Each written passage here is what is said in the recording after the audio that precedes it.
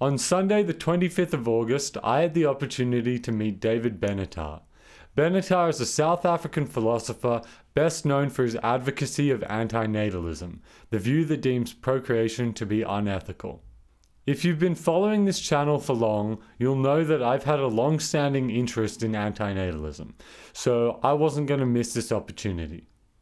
I was first made aware of this event thanks to Lawrence Anton, who sent me a message letting me know that David Benatar was about to speak in my city at the Festival of Dangerous Ideas. So thanks to Lawrence. Naturally, I got my ticket and brought my friend Adrian along, who's been in some of my long-form videos. I'll address the elephant in the room first.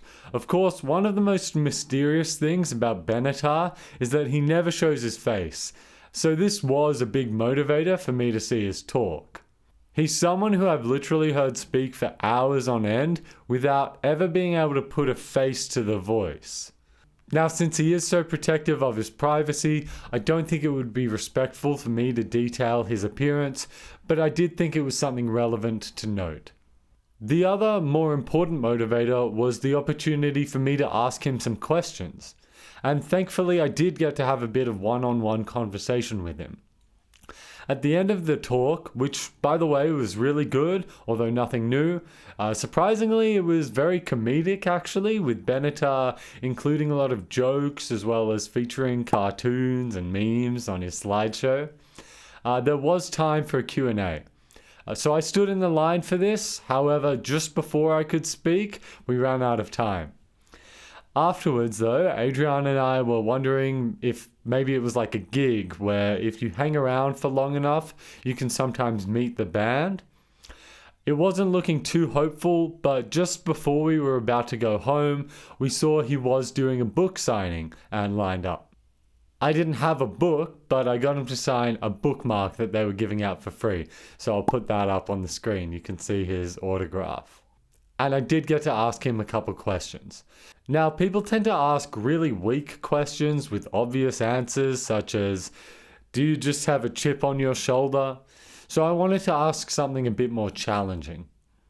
The first question I asked him relates to my video on his asymmetry. So I'd really recommend watching that video if you haven't seen it. It is in need of an update since my views have evolved a little bit then, particularly my theory of harm. But in summary, I go over 3 possible evaluations for bringing new sentient life into existence. I called these the Benatarian, neutral, and utilitarian evaluations, but I now think better terms would be asymmetrical, neutral, and symmetrical evaluations, respectively. I'll try to repeat my question as verbatim as possible.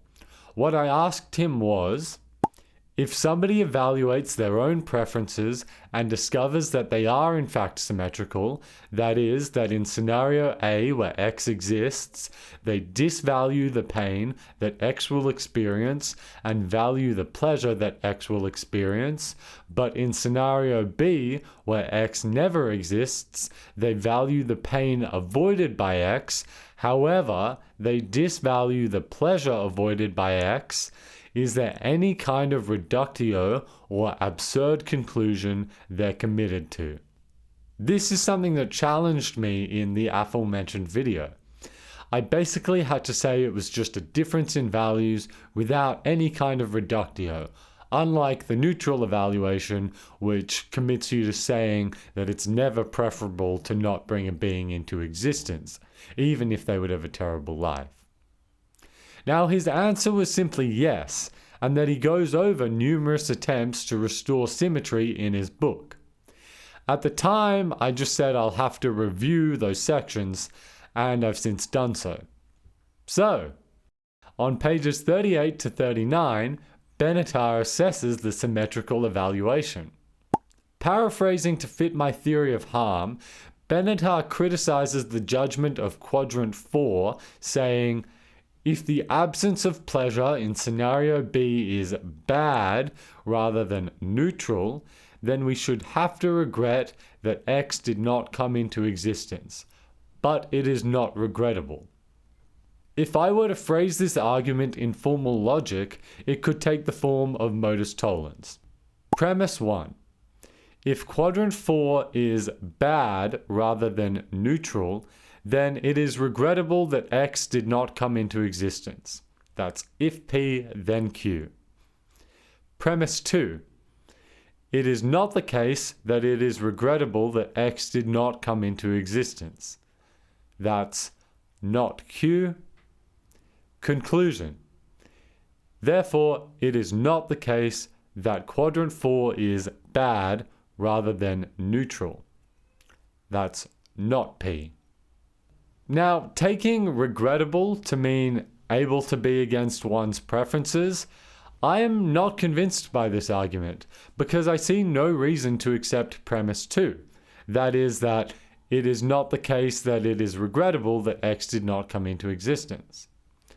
And Benatar provides no such reason. He merely states, but it is not regrettable, without providing any justification for this proposition, and then moves on. So while I'm agnostic on whether I find it regretful, I do believe it is regret-able. So I am a bit dissatisfied with his answer to my first question. It appears that he merely directed me to his book, claiming that it contains a reductio or absurd conclusion that the symmetrical evaluator would be committed to, when it doesn't. Instead, it contains an argument that I deem to be unsound. It is of course possible I've missed something, and if this is the case, please do let me know. But for now, I take the symmetrical evaluation to be just as valid as the asymmetrical evaluation. I believe whichever one you accept will just be dependent on your preferences, which are determined by a whole host of biological, psychological, and sociological factors. This was not the only question I asked, however, and unfortunately not my only disappointment.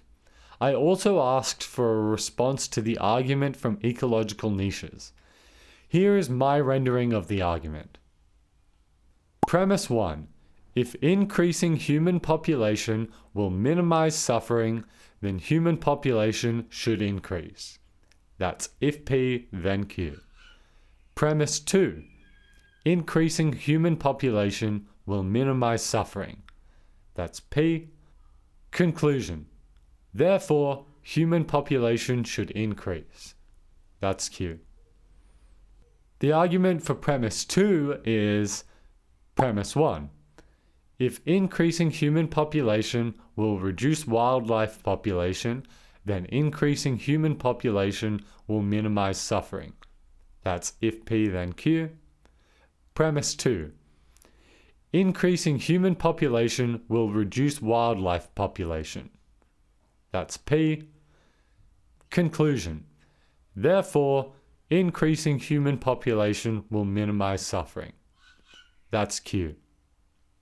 The example I gave was that if more humans are born, then there will be more parking lots built. Parking lots take over habitats for wild animals, reducing the population of wild animals, and therefore more humans would lead to less suffering. Now, cars suck, but you could also use skate parks, museums, or a million other examples. To this, he merely stated that he was familiar with the argument, but said he was unsure of the empirics, stating, "I can think of lots of ways for it to go wrong." I did push him, however, and asked if we stipulated the empirics were true, would you then accept the argument? Disappointingly, he actually dodged this question and just said we can build parking lots without creating people. Now this is true, however doesn't answer the question I asked. I didn't want to push it further and take up more of his time while there were people waiting in line behind me, so I thanked him for his time and ended our conversation there. So in conclusion, while meeting David Benatar was a valuable and worthwhile experience, I am left dissatisfied with his responses to the objections against anti-natalism that I raised.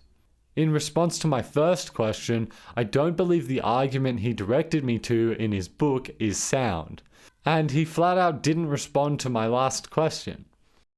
So that's my recap of meeting David Benatar. If you got something out of this video, please like and subscribe, Additionally, if you have a comment, I'll happily read it and respond, but please note I don't text debate. So if you have a disagreement with me that will require back and forth conversation, just reach out to me on Discord at MehtaEthics and let's have a voice chat.